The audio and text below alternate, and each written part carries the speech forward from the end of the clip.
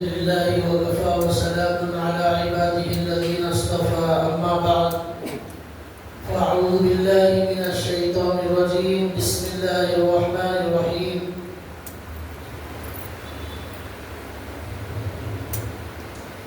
يا أيها الذين آمنوا ليستأذنكم الذين ملكت أيمانكم والذين لم يبلغوا الحلم منكم 3 مرات رب اشرح لي صدري ويسر لي أمري واحلل عقدة من لساني يفقهوا قولي سبحانك لا علم لنا إلا ما علمتنا إنك أنت العليم الحكيم اللهم صل على محمد في أول كلامنا اللهم صل على محمد في أوسط كلامنا اللهم صل على محمد في آخر كلامنا صدق اللہ العظیم۔ محترم دینی بھائیوں، ہمارے درمیان اللہ کے رسول صلی اللہ علیہ وسلم کے بہت بڑے عظیم الشان صحابی حضرت عمر رضی اللہ تعالیٰ عنہ کا ذکر چل رہا تھا، اور میں نے گزشتہ جمعہ یہ کہا تھا کہ اللہ نے حضرت عمر رضی اللہ تعالیٰ عنہ کو یہ مقام عطا فرمایا کہ ان کی جو رائے ہوتی تھی اور ان کے دل میں کسی اللہ کے حکم کا خیال آتا تھا اور وہ اللہ کے نبی سے درخواست کرتے تھے تو اللہ تعالیٰ حضرت عمر کی رائے کو ہی قانون بنا کر قرآن کریم میں آیت اللہ تعالیٰ نازل فرما دیتے تھے۔ یہ عظیم الشان مقام تھا ان کا۔ اس کے بارے میں نے گزشتہ جمعہ آپ کے سامنے 2-3 آیتیں ذکر کی، جس کے بارے میں بتایا گیا تھا کہ حضرت عمر رضی اللہ تعالیٰ عنہ کی یہ درخواست تھی، یہ خواہش تھی، اسی کے مطابق اللہ نے قرآن کریم میں وہ حکم نازل فرمایا۔ چنانچہ ایک اور بھی ایسا موقع تھا جس میں حضرت عمر رضی اللہ تعالیٰ عنہ کی جو خواہش تھی کہ ایسا حکم قرآن کریم میں نازل ہو جائے، کاش ایسا حکم قرآن میں نازل ہو جاتا، اسی کے مطابق اللہ نے قرآن کریم میں حکم نازل فرمایا۔ اس کی ایک اور مثال قرآن کریم کی ایک آیت ہے، اس کا شان نزول یہ ہے کہ ایک مرتبہ ہمارے نبی صلی اللہ علیہ وسلم دوپہر کے وقت میں صحابہ اکرام کا معمول یہ ہوتا تھا کہ وہ کھانا کھانے کے بعد دوپہر کے بعد آرام کرتے تھے، اس کو خیلولہ کہتے ہیں، اور یہ ہمارے نبی صلی اللہ علیہ وسلم کی سنت ہے کہ دوپہر میں کھانے کے بعد کچھ دیر آرام کریں۔ اس کی وجہ سے صحت کے اعتبار سے بھی اس کے بہت فائدے ہیں، اور یہ اللہ کے نبی کی سنت بھی ہے، اور صحابہ اکرام بھی اس سنت پر عمل کرتے تھے۔ دوپہر کے وقت وہاں بہت زیادہ سخت گرمی بھی ہوتی تھی، تو عام طور پر باہر نکلنا زیادہ نہیں ہوتا تھا، کچھ دیر گھروں میں آرام کرتے تھے۔ ایک مرتبہ ہمارے نبی صلی اللہ علیہ وسلم نے ایک بچے کو، انصاری کا ایک بچہ تھا، اس کو ہمارے نبی نے بھیجا کہ جاؤ حضرت عمر کے پاس ان کو بلا کر لاؤ۔ اب وہ بچہ گیا تو وہ دوپہر کا وقت تھا، خیلولے کا وقت تھا، حضرت عمر آرام کر رہے تھے گھر میں۔ اب یہ بچہ جا کر زور زور سے دروازہ کھٹکھٹاتا ہے، لیکن حضرت عمر کی نیند نہیں کھلتی۔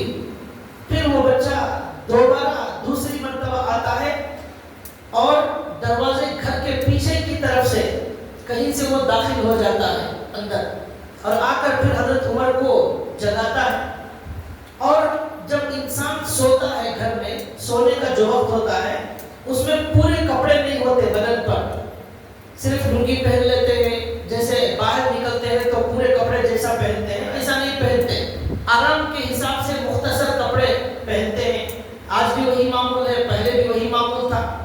اور آدمی اپنے کمرے میں جب ہوتا ہے تو بے تکلف سوتا ہے، تو کبھی ایسا ہوتا ہے کہ مثلا لنگی ہے وہ پیروں سے ذرا ہٹ جاتی اب یہ گھر میں چلتا ہے، لیکن کوئی باہر والا آئے تو آدمی احتیاط کرتا ہے اور سیدھے بیٹھ جاتا ہے، اپنے پورے کپڑے پہن لیتا ہے، یہ سب کا معمول۔ اب وہ بچہ پیچھے کی طرف سے گھر میں گھس گیا اور آ کر حضرت عمر کو بیدار کرنے لگا کہ اللہ کے رسول بلا رہے۔ اب حضرت عمر اٹھ کر دیکھتے ہیں تو ان کے پیروں پر پوری طرح کپڑا موجود نہیں ہے، تو وہ ان کو اچھا نہیں لگا اور انہوں نے سوچا کہ بچوں کو اور غلاموں کو شریعت میں اجازت تھی کہ وہ کبھی بھی گھر میں آ سکتے تھے اور جا سکتے تھے، ان کو اجازت لینا ضروری نہیں ہے۔ بچوں کو، نابالغ بچوں کو اور جو غلام ہوتے ہیں ان کو اجازت کے بغیر گھر میں آنے کی اجازت تھی۔ اب حضرت عمر کے دل میں خیال آیا کہ یہ دوپہر کا جو ہمارا آرام کا وقت ہے، اس میں بھی ان بچوں کو اور غلاموں کو بغیر اجازت اندر آنے کی اجازت نہیں ہونا چاہیے۔ کاش ایسا حکم آ جائے جس میں ان اوقات میں جب آدمی آرام کرتا ہے، جیسے صبح کا وقت ہے، فجر کا، اٹھنے کا وقت، اسی طرح رات میں جب گھر میں جا کر آرام کرنے کی تیاری شروع کرتے ہیں، دوپہر میں جب خیلولہ کرتے ہیں، ان تین اوقات میں جو سونے کے ہیں، اس وقت کوئی بچہ بھی بغیر اجازت کے نہ آئے، تاکہ ہم اپنے گھر میں اپنے طریقے سے آرام سے بے تکلف سو سکیں۔ یہ حضرت عمر کے دل میں خیال ہے۔ اب اللہ کے رسول کا بلاوا تھا، فوراً اٹھے، تیار ہو گئے، اللہ کے رسول کی خدمت میں حضرت عمر پہنچتے ہی یہ آیت پہلے نازل ہو چکی ہے۔ کیا آیت؟ یا ایھا الذین آمنوا لیستأذنکم الذین ملکت ایمانکم والذین لم یبلغوا الحلم منکم ثلاث مرات من قبل صلاة الفجر وحین تضعون ثیابکم من الظہیرة من بعد صلاة العشاء ثلاث عورات لکم۔ یہ اللہ نے آیت نازل فرمائی۔ اب گئے وہاں اللہ کے رسول کے پاس آیت ابھی نازل ہوئی ہے، جس میں اللہ کہتے ہیں، جس کا خلاصہ یہ ہے کہ اب سے یہ حکم دیا جا رہا ہے، جو غلام ہیں اور جو بچے ہیں، نابالغ بچے، وہ بھی 3 اوقات میں بغیر اجازت گھروں میں داخل نہ ہو۔ من قبل صلاۃ الفجر، نماز سے پہلے، فجر کی نماز سے پہلے کا وقت، ومن بعد صلاۃ العشاء، عشاء کی نماز کے بعد جب آدمی آرام کی تیاری کرتا ہے، اور ظہر کے وقت میں جب آدمی خیلولہ کرتا ہے، ان 3 اوقات میں بھی اگر لڑکوں کو یا غلاموں کو گھر میں جانا ہے تو اب سے اجازت لینا پڑے گا، یہ بھی بغیر اجازت کے نہ جائیں۔ اس کے بعد اللہ نے کہا کہ یہ بچوں کو اور غلاموں کو کام سے آنا جانا رہتا ہے، ہر وقت اجازت لینا مشکل ہوتا ہے، اس لیے کم سے کم ان 3 اوقات میں اجازت لے کر داخل ہو جایا کریں۔ حضرت عمر رضی اللہ تعالیٰ عنہ کو بڑی خوشی، انہوں نے بتایا یا رسول اللہ، میرے ساتھ ابھی ایسا واقعہ پیش آیا، آپ نے جس بچے کو بھیجا تھا وہ سامنے سے نہیں آیا، پیچھے سے گھس گیا گھر میں، اور میں پسند نہیں کرتا تھا کہ وہ اس حال میں میرے کمرے میں آ جائے جبکہ میں بے تکلف لیٹا ہوا ہوں۔ میں نے سوچا کاش اللہ یہ حکم نازل کر دے، وہی حکم اللہ نے نازل فرما دیا۔ کیا ان کی شان تھی، کیا ان کا مقام تھا، اللہ کی نظر میں ان کے ارادے کی، ان کی خواہش کی اللہ کتنی پرواہ کرتے تھے، کیسا عجیب مقام انہوں نے حاصل کیا۔ ہمارے نبی صلی اللہ علیہ وسلم نے ایسی ہی صحابہ کی تربیت کی تھی کہ وہ اپنے تعلق مع اللہ سے، اللہ کے ساتھ اپنے رشتے کو ایسا مضبوط کریں وہ فرشتوں سے آگے چلے جائے۔ انسان جب تقوی کی زندگی گزارتا ہے، نیکی کے راستے پر چلتا ہے، اللہ کی مرضی پر چلنے لگتا ہے، گناہوں سے ہر دن دور ہوتا جاتا ہے، اس کا رشتہ اللہ سے بڑا مضبوط اور گہرا ہوتا ہے، یہاں تک کہ وہ فرشتوں سے آگے چلا جاتا ہے۔ لیکن یہی انسان جب گناہوں کے راستے پر چلتا ہے، شیطان کے راستے پر چلتا ہے، تو یہ شیطان سے بدتر ہو جاتا ہے۔ تو یہ قرآن کریم کی آیت ہے جس میں حضرت عمر رضی اللہ تعالیٰ عنہ کی خواہش کے مطابق اللہ نے حکم نازل فرما دیا۔ تو یہی میں بتا رہا تھا کہ صحابہ اکرام کی عظمت ہمارے دلوں کے اندر یہ سن کر اور زیادہ ہونا چاہیے کہ اللہ کی نظر میں ان کا کیسا عجیب مقام تھا۔ ایک اور واقعہ لکھا ہوا ہے کہ ایک مرتبہ ایسا ہوا کہ جنگ بدر کا موقع ہوا. جنگ بدر جو اسلام کی پہلی جنگ ہے، اس اسلام کی پہلی جنگ میں اس پورے واقعے میں جانا نہیں ہے. اس میں مسلمانوں کی تعداد بہت کم تھی، 313، اور دشمنوں کی تعداد 1000 کے قریب تھی. دشمن کے پاس ہتھیار تھے، دشمن کے پاس طاقت تھی، دشمن کے پاس فوج تھی، تلوار تھے، سب تھا. مسلمانوں کے پاس نہ تعداد ہے، نہ ہتھیار ہے، نہ تلواریں ہیں، کچھ نہیں ہے. اب ایسے موقع پر جنگ ہوئی. ہمارے نبی صلی اللہ علیہ وسلم نے پوری رات اللہ سے دعا مانگنے میں گزار دی. یا حی یا قیوم برحمتک استغیث، یا حی یا قیوم برحمتک استغیث. یہ دعا ہمیشہ یاد کر لینا چاہیے. ہر مشکل اور پریشانی کے وقت اس دعا کا اہتمام کریں، انشاءاللہ وہ مشکل آسان ہو جائے. یہ وہ دعا ہے جو ہمارے نبی نے جنگ بدر میں کامیابی کے لیے اللہ سے رات میں اللہ سے رو رو کر گڑ گڑا کر مانگی تھی. اے اللہ آپ ہی ہمیشہ زندہ رہنے والے ہیں، اے اللہ آپ ہی زمین آسمان کو تھامے ہوئے ہیں. یا حی یا قیوم برحمتک استغیث، اے اللہ میں آپ کی رحمت کی وجہ سے آپ سے مدد طلب کرتا ہوں. میرے پاس کوئی عمل نہیں ہے، میں کوئی بہت بڑا آدمی نہیں ہوں. اے اللہ صرف آپ ارحم الراحمین ہیں، آپ بہت مہربانی کرنے والے ہیں. اس رحمت کے واسطے سے میں آپ سے مدد مانگتا ہوں اور میری اس تکلیف کو آسان فرما. اللہ اس کی برکت سے تکلیف آسان کریں گے. تو وہ جنگ بدر ہوئی. اب اس کے اندر مسلمانوں کو اللہ نے کامیابی عطا فرمائی. دشمن بھاگنے پر مجبور ہو گیا اور دشمن کے 70 لوگوں کو قتل کر دیا گیا اور دشمن کے 70 لوگوں کو قیدی بنا کر مسلمان وہاں سے جنگ بدر سے مدینہ منورہ میں لے آئے. 70 قیدی لے آئے. وہ قیدیوں میں کفر کے بڑے بڑے امام، کفر کے بڑے بڑے سردار، کفر کے بڑے بڑے جو ہے ذمہ دار، ایسے لوگ وہ قیدی بنا کر ان کو جنگ بدر کے میدان سے مدینہ منورہ میں لایا گیا. یہاں اب تک مال غنیمت کے بارے میں کوئی حکم قرآن میں نازل نہیں ہوا تھا. مال غنیمت کہتے ہیں جنگ کے میدان میں جو بھی مال چھوڑ کر کفار بھاگ جاتے ہیں اس کو کہتے ہیں مال غنیمت. اس مال غنیمت کے بارے میں کوئی حکم اللہ کی طرف سے نہیں آیا تھا، اس لیے کہ یہ پہلی جنگ تھی. وہ حلال ہوگا یا حرام ہوگا، استعمال کر سکتے ہیں یا نہیں، اس کا کوئی قانون نازل نہیں ہوا تھا. تو اب یہاں جو 70 قیدی کافروں کے قیدی بنا کر مدینے میں لائے گئے، ان کے بارے میں ہمارے رسول صلی اللہ علیہ وسلم نے صحابہ سے مشورہ کیا. حضرت جبریل علیہ السلام آئے اور آ کر کہا یا رسول اللہ 2 باتوں کا اختیار ہے، آپ صحابہ سے مشورہ کریں، 2 میں سے ایک کو اختیار کر لیں.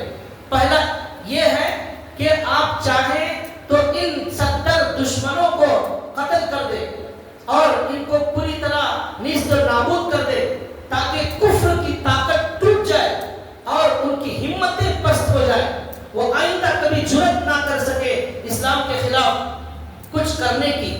ایک دوسرا اختیار یہ ہے کہ ان لوگوں سے مال اور فدیہ لے کر ان لوگوں کو آزاد کر دیا جائے، مال لیا جائے، فدیہ لیا جائے اور آزاد کر دیا جائے. یہ دونوں باتوں کا اختیار دیا جا رہا ہے. صحابہ سے آپ مشورہ کر لیں، لیکن یاد رکھیں اگر دوسری رائے پر عمل کیا گیا جس میں فدیہ لے کر چھوڑنے کی اجازت ہے، اگر اس پر عمل کریں گے تو اس کی وجہ سے 70 لوگوں کو مال لے کر چھوڑیں گے، 70 مسلمان بھی آئندہ جنگ میں شہید ہو جائیں گے، 70 صحابہ بھی آئندہ جنگ میں شہید ہو جائیں گے. اللہ کا یہ فیصلہ ہے، آپ جو چاہے اختیار کر سکتے ہیں. یہ حضرت جبریل نے کہا. اب اللہ کے رسول صلی اللہ علیہ وسلم نے مشورہ کیا، صحابہ کو بلایا. اب اس میں جب مشورہ ہوتا تھا سب سے پہلے اللہ کے رسول حضرت ابو بکر سے رائے لیتے تھے، اس کے بعد حضرت عمر سے رائے لیتے تھے.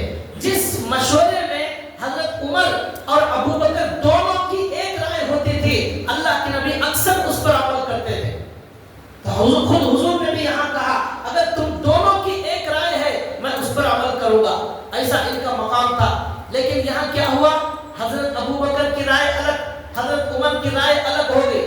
حضرت ابو بکر نے رائے دی یا رسول اللہ یہ قیدی جو کفار آئے ہیں یہ آپ ہی خاندان والے ہیں, یہ کافر ہیں, یہ بدبخت ہیں, یہ دشمن ہیں, لیکن یا رسول اللہ یہ آپ ہی کے خاندان والے ہیں. اس میں ہمارے نبی کے چچا حضرت عباس رضی اللہ تعالیٰ عنہ بھی موجود ہے. حضرت عباس بہت بڑے صحابی, ابھی ایمان نہیں لائے, وہ بھی موجود ہے قیدیوں میں. حضرت علی رضی اللہ تعالیٰ عنہ کے بھائی حضرت عقیل موجود ہیں. یا رسول اللہ یہ آپ کے رشتہ دار ہیں, یہ آپ کے خاندان والے ہیں, آپ ان کو قتل کیسے کر سکتے ہیں؟ اس لیے میری رائے یہ ہے کہ ان سے فدیہ لے کر ان کو آزاد کیا جائے. ہو سکتا ہے اس کی وجہ سے ان لوگوں کے دل میں نرمی آئے اور ان کو ہدایت مل جائے, یہ پھر اسلام کی طرف آ جائے, ایسا ہو سکتا ہے. یہ حضرت ابو بکر نے رائے دی, بہت سارے صحابہ اکرام نے یہی رائے دی, کہا کہ بالکل صحیح رائے. اگر یہ رائے کو اختیار کریں گے 70 صحابہ شہید ہوں گے آئندہ جنگ میں. حضرت جبریل نے پہلے ہی بتا دیا, صحابہ نے کہا شہادت اللہ کی بہت بڑی نعمت ہے, ہمیں اس کی کوئی پرواہ نہیں, ہم گلے لگانے تیار ہیں شہادت کو, جب مرنا ہی ہے اللہ کے لیے جان دے کر چلے جائیں گے ہمیشہ کے لیے جنت میں. یہ تو نعمت ہے, اس سے گھبرانے کی کوئی چیز نہیں ہے. لیکن یہاں پیسہ لے کر ان کو آزاد کریں گے, ان لوگوں کے دلوں میں نرمی آئے گی, ان کو ہدایت ملے گی, وہ مسلمان ہوں گے, تو یہ بہت اچھی بات ہوگی کہ کچھ لوگ ہمیشہ کی جہنم سے بچ جائیں. یہ صحابہ اکرام نے کہا. حضرت ابو بکر رضی اللہ تعالیٰ عنہ کی رائے یہ تھی. اب حضرت عمر رضی اللہ تعالیٰ عنہ کی طرف حضور نے دیکھا, کہا آپ کی کیا رائے ہے؟ تو حضرت عمر رضی اللہ تعالیٰ عنہ کھڑے ہو گئے اور کھڑے ہو کر کہا, یا رسول اللہ یہ جو کفار یہاں پر قیدی بن کر آئے ہیں یہ کوئی معمولی مجرم نہیں ہے, یہ امام ہے, امام شیطانوں کے امام ہیں, یہ دشمنوں کے سردار ہیں, انہوں نے ہی آپ کو مکے سے نکالا ہے, انہوں نے صحابہ کو مکے سے نکالا ہے, انہوں نے اسلام کے خلاف سازش کی ہے, تلوار اٹھائی ہے. اس لیے میرا فیصلہ, میری رائے یہ ہے ان سب لوگوں کو قتل کر دیا جائے, اور جس کا جو رشتہ دار ہے وہ اپنے ہاتھ سے اس رشتہ دار کو قتل کرے. میں میرے رشتہ دار کو قتل کروں گا. اس میں حضرت عمر کے شاید ماموں یا کچھ تھے, انہوں نے کہا میں میرے ہاتھ سے میرے رشتہ دار کو قتل کروں گا, اور میں اس کو قتل نہیں کر رہا ہوں, اس کے اندر جو کفر ہے اس کو ختم کر رہا ہوں, اس شرک کو ختم کر رہا ہوں. حضور سے کہا یا رسول اللہ آپ اپنے چچا کو قتل کیجئے, عباس رضی اللہ تعالیٰ عنہ کو, اور حضرت علی سے کہا آپ اپنے بھائی عقیل کو اپنے ہاتھوں سے قتل کریں. یہاں ایمان اور کفر کے فیصلہ ہو رہا ہے. یہ میری رائے ہے. اب رائے پیش ہو گئی. پورے صحابہ میں حضرت عمر کی طرح رائے دینے والے کوئی نہیں ہے, اور پورے کے پورے حضرت ابو بکر کی طرح رائے دینے والے. ایک حضرت سعد بن معاذ کھڑے ہو گئے, انہوں نے کہا میں حضرت عمر کی رائے سے متفق ہوں, ان کی رائے پر عمل کیا جائے. مشورے میں خیر ہوتا ہے. اللہ کے نبی نے کہا جو آدمی مشورے سے کام کرتا ہے اسے کبھی پچھتانا نہیں پڑتا. مشورہ ہمارے نبی کی سنت ہے, ہر چیز میں مشورہ کرنا چاہیے, چاہے ہمارے گھر کا مسئلہ ہو, خاندان کا مسئلہ ہو, گھر کے انتظامات کا مسئلہ ہو, مسجد کا مسئلہ ہو, محلے کا مسئلہ ہو, کوئی بھی مسئلہ ہو, محلے کے ذمہ داران اور جو اہل بصیرت ہیں, اہل فہم و فراست ہیں, وہ سب بیٹھے اور مشورہ کرے. اس میں اللہ نے بڑی خیر رکھی ہوئی. تو ہمارے نبی کا یہ معمول تھا. قرآن میں اللہ نے حکم دیا وَشَاوِرْهُمْ فِي الْأَمْرِ وَشَاوِرْهُمْ فِي الْأَمْرِ. اے نبی ان صحابہ سے آپ مشورہ کیجئے, آپ صحابہ سے مشورہ کیجئے. ہمارے نبی صحابہ سے مشورہ کرتے تھے. تو یہ مشورہ کے اندر اللہ کے نبی نے کی سنت ہے, اس میں خیر اور بھلائی رکھی گئی ہے. اسی لیے ہمارے بڑے, ہمارے اکابر, ہمارے علماء ہمیشہ مشورے سے کام کرتے ہوئے آ رہے ہیں.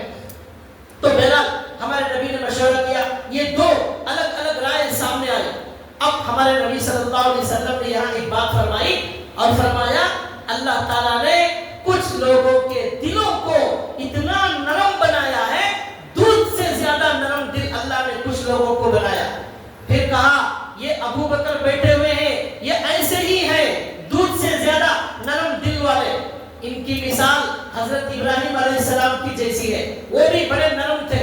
انہوں نے کیا کہا وَمَنْ تَبِعَنِي فَإِنَّهُ مِنِّي وَمَنْ عَصَانِي فَإِنَّكَ غَفُورٌ رَحِيمٌ. ابراہیم علیہ کہا اے اللہ جو میری اتباع کرے گا وہ مجھ میں سے ہے، میرے سے اس کا تعلق ہے، ومن عصانی جو میری نافرمانی کرے گا فإنک ومن عصانی فإنک غفور رحیم، اے اللہ جو میری نافرمانی کرے گا آپ بڑے معاف کرنے والے، بڑے رحم کرنے والے ہیں۔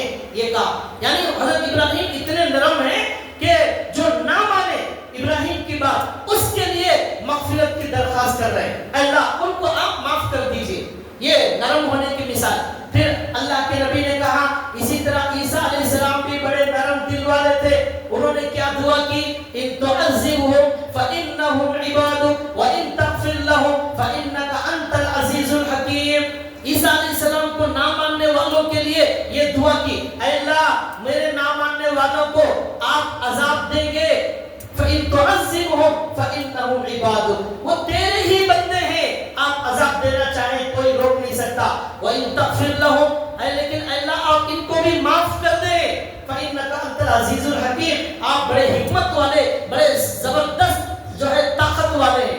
عیسیٰ علیہ السلام اپنے نہ ماننے والوں کے لیے مغفرت کی درخواست کر رہے ہیں اللہ تعالیٰ کی جناب میں۔ حضور نے کہا یہ دو نبی نرم طبیعت والے، دودھ کی طرح ان کا دل نرم، اس لیے ابو بکر بھی ان نبیوں کی طرح بڑے نرم رائے دے رہے ہیں۔ پھر حضرت عمر کی طرف دیکھا اور کہا کچھ لوگوں کے دل اللہ ایسے سخت بناتے ہیں، پتھر سے زیادہ سخت ہوتے ہیں وہ دل۔ پھر کہا اس کی مثال حضرت نوح علیہ السلام، نبیوں میں نوح علیہ السلام بڑے سخت تھے، انہوں نے کیا دعا کی، لا تذر علی الارض من الکافرین دیارا، اے اللہ 950 سال تک میں نے ان کو ایک اللہ کی دعوت دی، میں نے ان کو ایک اللہ کی دعوت دی، لیکن 950 سال دعوت کے بعد ان لوگوں نے میری دعوت کو ٹھکرا دیا، صرف 80 لوگ میری دعوت پر لبیک کہنے والے، ایمان لانے والے ہیں، اس لیے اے اللہ اب میں بد دعا کر رہا ہوں، کوئی کافر کا ایک گھر بھی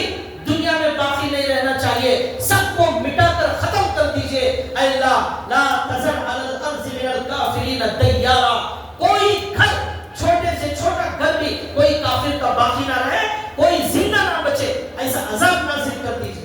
اللہ تعالیٰ نے ان کی دعا قبول فرمائی اور پانی کا عذاب آیا، اور نیچے سے پانی آیا، اوپر سے پانی آیا، اور پوری دنیا کو تباہ کر دیا اس نے، کوئی انسان باقی نہیں تھا۔ اسی لیے نوح علیہ السلام کو کہتے ہیں آدم ثانی، آدم ثانی، دوسرے آدم، یہاں سے وہاں سے ایک نئی نسل شروع ہوئی، پہلے جو لوگ تھے سب ختم ہو گئے، مر گئے پانی کے عذاب میں۔ ابھی 8-10 دن پہلے سے بھی یوپی بہار کے اندر ایسا ہی پانی کا قہر چل رہا ہے، اور تقریباً کئی سو لوگ اس ندی کی وجہ سے، بارش کی وجہ سے مر چکے، مکانات ڈوب رہے ہیں، بلڈنگیں تباہ ہو رہی ہیں۔ یہ پانی ہماری پیاس بجھانے کے لیے ضروری ہے، اور پانی نہیں ملے گا ہم مر جائیں گے، پانی نہیں ملے گا ہماری صفائی نہیں ہو سکتی، ہمارا کھانا پک نہیں سکتا، وضو نہیں ہو سکتا، غسل نہیں ہو سکتا۔ پانی انسان کے لیے کھانے سے زیادہ ضروری، لیکن اسی پانی کو اللہ چاہے تو عذاب بنا دیتے ہیں اور وہ پوری دنیا کو تباہ کر دیتا ہے، اس کا کوئی مقابلہ نہیں کر سکتا۔ اللہ کے پاس ایک طاقت ایسی ہے، ہوا ایسی طاقت، پانی ایسی طاقت، آگ ایسی طاقت، زلزلہ ایسی طاقت، طوفانوں میں ایسی طاقت، اللہ کے پاس ایسی فوجیں ہیں، اس سے ہم گناہ کر کے بچ نہیں سکتے۔ بھائیوں یہ پانی کی عجیب و غریب طاقت اللہ نے دنیا کے اندر رکھی، اسی پانی نے نوح علیہ السلام کے قوم کو برباد کر دیا، یہاں تک کہ اتنا پانی آیا پوری زمین پانی سے بھر گئی۔ جو لوگ بچ گئے وہ کشتی میں سوار ہو گئے، جو کشتی میں سوار ہو گئے صرف وہی بچے اور کوئی نہیں بچا، یہاں تک کہ جانوروں کو بھی اس کشتی کے اندر سوار کر لیا، جوڑے جوڑے جانوروں کو سوار کر لیا تاکہ جانوروں کی نسل دنیا میں باقی رہے۔ یہ اب نوح علیہ السلام نے بڑی سخت دعا کی، اے اللہ میرے نہ ماننے والوں کو تباہ کر دیجئے، ان کے گھروں کو نیست و نابود کر دیجئے۔ حضرت ہمارے نبی نے فرمایا عمر یہ نوح علیہ السلام کی جیسی ہے تمہاری مثال۔ پھر کہا موسیٰ علیہ السلام بھی ایسے ہی تھے، انہوں نے بھی ایسی ہی دعا کی۔ کیا دعا کی؟ ربنا اطمس علی اموالہم واشدد علی قلوبہم فلا یؤمنوا حتی یروا العذاب العلیم۔ موسیٰ علیہ السلام نے کیا دعا کی؟ اے اللہ یہ فرعون اور اس کے جو فرعونی لوگ ہیں، یہ مجھے نہ ماننے والے لوگ ہیں، ان کے مالوں کو تباہ کر دیجئے۔ ربنا اطمس علی اموالہم، مالوں کو تباہ کر دیجئے، واشدد علی قلوبہم، گناہوں کو سخت کر دیجئے فلا یؤمنوا حتی یروا العذاب الالیم، اور ان لوگوں کو ایمان بھی نصیب نہ ہو، ایمان نصیب نہ ہو، ایسی موت عطا فرما، کفر کی موت عطا فرما، ایمان نصیب نہ ہو، ان ظالموں کو تیرا عذاب جب تک نہ دیکھے ان کو ایمان نصیب نہ ہو۔ اب جب فرعون سمندر میں ڈوبنے لگا تب اسے یقین آ گیا کہ موسیٰ علیہ السلام کی دعوت صحیح تھی، ایک اللہ کو ماننا ضروری تھا، تب ایمان لانے کا ارادہ کیا۔ اب اللہ نے کہا کہ اب جب عذاب دیکھ چکا ہے اب ایمان لانے کا کوئی اعتبار نہیں، ایمان لانے کا وقت جب تک عذاب نظر نہ آئے اور جب تک ہماری روح نہ نکل رہی ہو تب تک توبہ کا دروازہ کھلا ہوا ہے، جب روح نکلنے کا پروسیس شروع ہو جائے توبہ کا دروازہ بند کر دیا جاتا ہے، اب کوئی نہ ایمان لا سکتا ہے نہ کوئی گناہوں سے معافی مانگ سکتا ہے۔ موسیٰ علیہ السلام نے بڑی سخت دعا کی، اے اللہ ایمان نصیب نہ ہو، ان کے مالوں کو ہلاک کر دے یہاں تک کہ یہ عذاب کو دیکھ لیں۔ ہمارے نبی نے کہا موسیٰ علیہ السلام کی مثال، حضرت عمر تمہاری مثال موسیٰ علیہ السلام کی جیسی ہے، تم نے بڑی سخت رائے دی کہ اسی طرح تم نے کہا ان 70 لوگوں کو ختم کر دیا جائے، کوئی نہ بچے، اپنا رشتہ دار اپنے رشتہ داروں کو ختم کرے۔ اب اللہ کے رسول نے کہا میری رائے بھی یہی ہے جو حضرت ابو بکر کی رائے ہے، اور میں بھی یہی چاہتا ہوں کہ ان لوگوں کو فدیہ لے کر چھوڑ دیا جائے، اس لیے کہ ہمارے نبی تو رحمت للعالمین ہے، سارے عالموں کے لیے رحمت، انسانوں کے لیے رحمت، جنات کے لیے رحمت، فرشتوں کے لیے رحمت، کافروں کے لیے رحمت، دشمنوں کے لیے رحمت، جانوروں کے لیے رحمت۔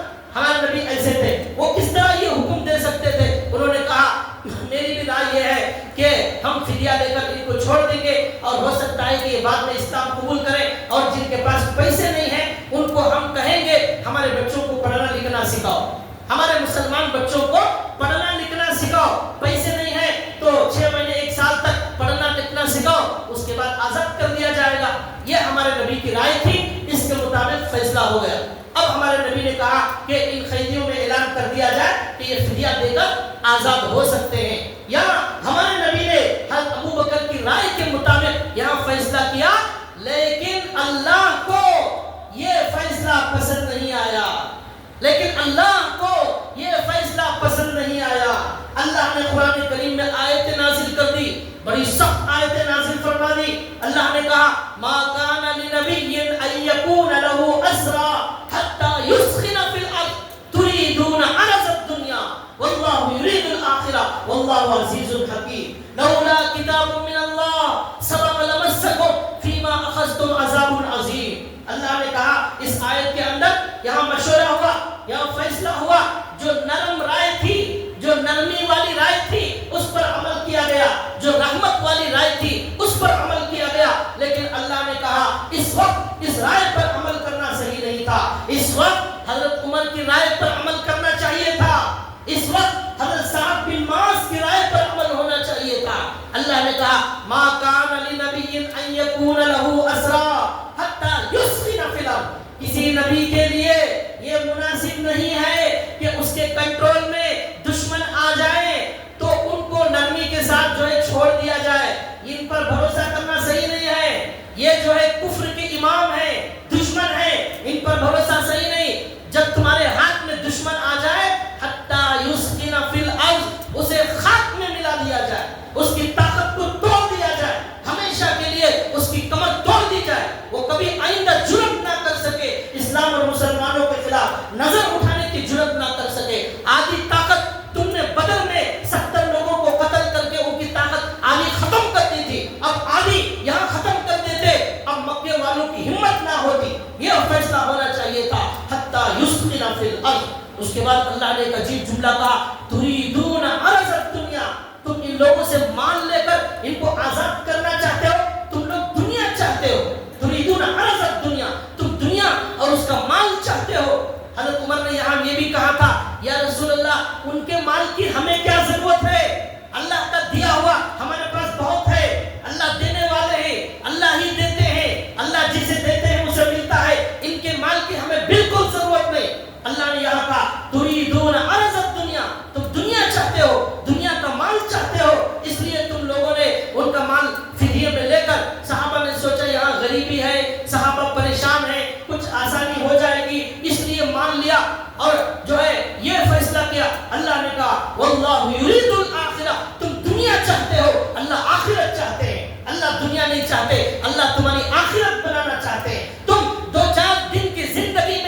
خوشی چاہتے ہو، اللہ چاہتے ہیں تمہیں ہمیشہ کی خوشی دی جائے. تم دنیا کے عارضی سکون چاہتے ہو، اللہ چاہتے ہیں مسلمانوں کو ہمیشہ کو سکون دیا جائے. یہاں جو اللہ دے اس پر راضی رہے، جتنا اللہ دے اس پر خوش رہے. یہاں کوئی ہمیشہ رہنے والا نہیں. لا عیش الا عیش الآخرہ.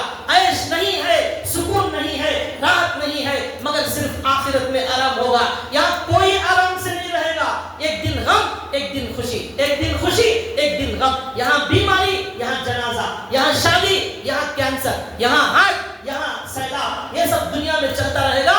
یہاں ہمیشہ دنیا میں کوئی خوشی منانے کے لیے نہیں آیا ہے. اللہ نے جو عالم بنایا ہے جنت کا، وہ خوشی منانے کی جگہ ہے. اللہ نے کہا تریدون عرض الدنیا واللہ یرید الآخرہ. تم دنیا چاہتے ہو، اللہ آخرت چاہتے ہیں. اس کے بعد اللہ نے اور سخت جملہ فرمایا، لولا کتاب من اللہ سبق لمسکم فیما اخذتم عذاب عظیم. اللہ نے کہا کہ مال غنیمت حلال ہے یا حرام ہے، اس کا حکم نازل نہیں ہوا تھا. اس لیے اب اللہ تبارک و تعالیٰ نے تمہارے اسرائیل کو تمہیں معاف کر دیا اسرائیل پر عمل کرنے کی وجہ سے. چونکہ معلوم نہیں تھا حلال ہے یا حرام، کوئی حکم نازل نہیں ہوا تھا. اگر حکم نازل ہو چکا ہوتا مال غنیمت حرام ہے، پھر صحابہ عمل نہیں کر سکتے تھے. لیکن حکم نازل نہیں ہوا، اس لیے صحابہ نے مال لینے کا مشورے پر عمل کیا ہے، اس لیے ان کو معاف کیا جاتا ہے. ورنہ اگر اللہ کا حکم پہلے سے ہوتا لمسکم فیما اخذتم عذاب عظیم، پھر بھی تم غلطی کرتے تو تم پر عذاب آ جاتا. یہ اللہ نے کہا. اور ایک تفسیر اس کی یہ ہے کہ تقدیر میں ایسا ہی لکھا ہوا ہے کہ ایسا ہی فیصلہ اور مشورہ ہوگا، اس لیے تمہیں معاف کیا جا رہا ہے. ورنہ تم نے جو ڈیسیژن لیا ہے، جو فیصلہ کیا ہے، جس رائے پر عمل کیا ہے، اس کی وجہ سے تم پر عذاب آ جاتا. یہ اللہ نے آیت نازل فرمائی. اس کے بعد اللہ نے کہا چلو ٹھیک ہے، اب جو ہو گیا وہ مشورے پر عمل کیا جائے. اب جو ہمارے نبی نے فیصلہ کر دیا ہے، اب وہ فیصلہ بدلنے والا نہیں ہے. لیکن اللہ کو پسند نہیں تھا یہ. چنانچہ اب جو مال غنیمت آ گیا ہے وہ تمہارے لیے حلال ہے، اب تم لے سکتے ہو، انہیں آزاد کر دو. یہ اللہ نے قرآن کریم میں بیان فرمایا. اب جب یہ آیت نازل ہوئی تو ہمارے نبی صلی اللہ علیہ وسلم اور حضرت ابو بکر رضی اللہ عنہ کے سامنے ہمارے نبی نے یہ آیتیں سنائی تو ہمارے نبی بھی رو رہے ہیں، حضرت ابو بکر بھی رو رہے ہیں، دونوں رو رہے ہیں. کیوں؟ اس میں اللہ نے عذاب کا کہا کہ تم پر عذاب آ جاتا، ایسی غلطی ہوگی. ہمارے نبی بھی رو رہے، حضرت ابو بکر بھی رو رہے. حضرت عمر آئے، آ کر دیکھا دونوں رو رہے. کیا ہوا؟ پوچھا یا رسول اللہ آپ کس وجہ سے رو رہے ہیں؟ مجھے بھی بتائیں گے، میں بھی رونے میں شریک ہو جاؤں گا. اگر رونا نہ آئے تو رونے کی شکل بنا لوں گا، مجھے بھی بتا کر آپ بعد میں روئے تاکہ میں بھی شریک ہو جاؤں. اب اللہ کے رسول نے یہ آیتیں پڑھ کر سنائی اللہ تعالیٰ کی، جو حضرت عمر کی اور سعد بن معاذ کی رائے تھی. اس وقت ہمارے نبی نے ایک جملہ فرمایا. اور کیا فرمایا؟ کہ اللہ کا عذاب اتنا قریب آ چکا تھا، جتنا کہ یہ سامنے والا درخت نظر آ رہا ہے، اتنا عذاب قریب آ گیا تھا ہمارے. اللہ نے ہمیں بچا لیا. اگر وہ عذاب آ جاتا تو عمر اور سعد بن معاذ کے علاوہ کوئی نہ بچتا. اگر وہ عذاب آ جاتا عمر اور سعد بن معاذ کے علاوہ کوئی نہ بچتا. جنہوں نے جو رائے وہ رائے دی جو اللہ کو پسند آنے والی ہے. تو بھائیو اس پورے واقعے سے مجھے یہی بتانا ہے، حضرت عمر کا مقام، ان کی شان، ان کا مرتبہ بتانا ہے. کیسے عظیم وہ صحابی تھے کہ ان کی مرضی کے مطابق اللہ قرآن میں آیت نازل کرتے ہیں. ہمارے نبی نے جو رائے دی، جو فیصلہ کیا، اس کے خلاف اللہ تعالیٰ نے کہا نہیں، اس وقت حضرت عمر کی رائے پر عمل ہونا چاہیے تھا. یہ مقام ان کا ہے. ہمارے نبی صلی اللہ علیہ وسلم نے ان کے بارے میں ایک مرتبہ فرمایا، حضرت عمر کے بارے میں، اے عمر میں ایک مرتبہ میں نے جنت کو دیکھا، میں نے جنت کو دیکھا اور وہاں ایک جو ہے لڑکی کو دیکھا، وہ وضو بنا رہی تھی جنت کے محل کے سامنے. میں نے پوچھا یہ محل کس کا ہے؟ اس نے کہا یہ حضرت عمر کا محل ہے. میں نے کہا، میں نے سوچا میں داخل ہو جاؤں، لیکن عمر تمہاری غیرت کی وجہ سے مجھے پسند نہیں آیا کہ میں تمہاری جنت میں داخل ہو جاؤں. حضرت عمر رونے لگے، یا رسول اللہ آپ کے سامنے میں کیا غیرت کر سکتا ہوں؟ میں کون ہوں؟ میری کوئی حیثیت نہیں ہے آپ کے سامنے. یہ ہمارے نبی نے فرمایا. ایک مرتبہ ہمارے نبی صلی اللہ علیہ وسلم کے ارد گرد ہمارے نبی کی بیویاں بیٹھی ہوئی تھی. ہمارے نبی کی بیویاں ہمارے نبی صلی اللہ علیہ وسلم کے پاس بیٹھی ہوئی تھی اور زیادہ خرچہ مانگ رہی تھی. ہمارے نبی سے زیادہ خرچہ مانگ رہی تھی.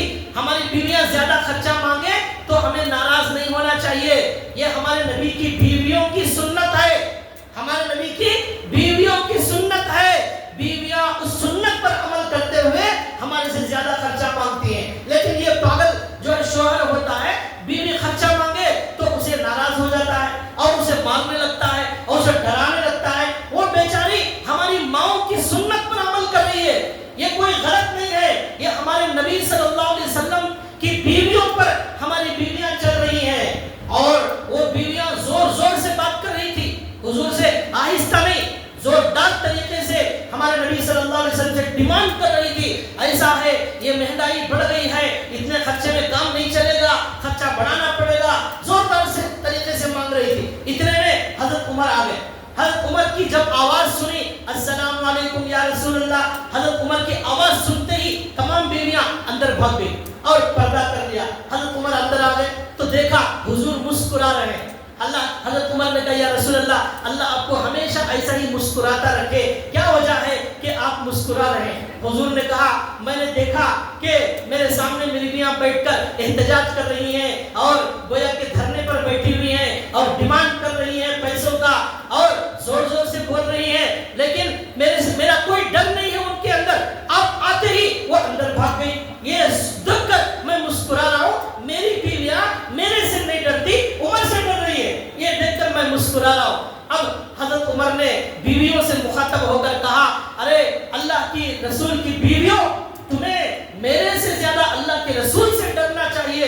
یہ انہوں نے کہا. بیویوں نے اندر سے کہا ہمارے رسول بڑے نرم طبیعت والے ہیں, آپ بڑے سخت ہیں, اس لیے ہم اندر آ گئے. اب ہمارے نبی صلی اللہ علیہ وسلم نے اس وقت ایک جملہ فرمایا, ہاں عمر تمہارا مقام ایسا ہے, تم جس راستے پر چلتے ہو وہ راستے میں شیطان نہیں چلتا. جہاں عمر وہاں شیطان نہیں آتا. یہ تمہارا مقام ہے. جب شیطان بھی بھاگ جاتا ہے انسان کو ڈرنا جو ہے وہ صحیح ہے. یہ ہمارے نبی نے کہا تمہارا وہ مقام اللہ نے بتایا ہے, بنایا ہے کہ شیطان راستہ بدل دیتا ہے. بھائیو یہ حضرت عمر رضی اللہ تعالیٰ عنہ کا مقام ہے.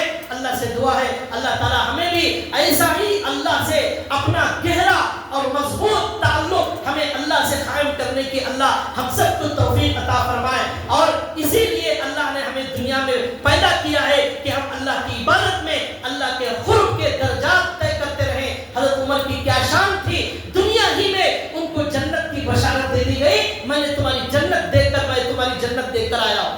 اللہ تعالیٰ ہمیں عمل کی توفیق عطا فرمائے. وما علینا الا البلاغ.